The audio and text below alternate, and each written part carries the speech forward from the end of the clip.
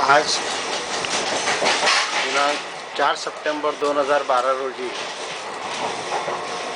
पंचवटी एक्सप्रेसचं आदर्श कोच त्याचा उल्लेख लिम्का बुक ऑफ रेकॉर्डमध्ये झालेला आहे आणि ज्याच्यात रोज नाशिक मनमाडवरून मुंबईला येणारे लोक प्रवास करतात असा हा डबा पूर्णपणे आज रिकामा होता।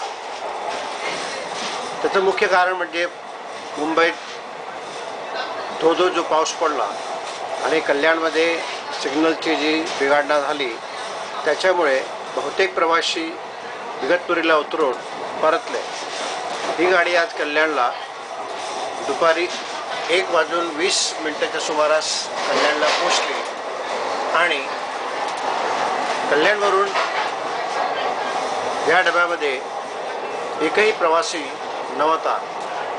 हा कदाचित या गाडीच्या इतिहासामध्ये किंबहुना पंचवटी C3 आदर्श कोचच्या इतिहासामध्ये पहिल्यांदा घडलेली गोष्ट असावी की या डब्यामध्ये एकही प्रवासी प्रवास करत नाही आणि एकदम पूर्ण डबा रिकामा जात आहे।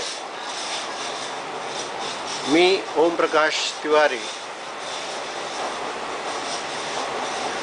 रेल परिषद NGOचं एक कार्यकर्ता, कल्याणवरून चढलो आणि हे मी कव्हर करून आपले सर्व जे रोजचे प्रवासी आहेत त्यांना कळवणार आहे। धन्यवाद।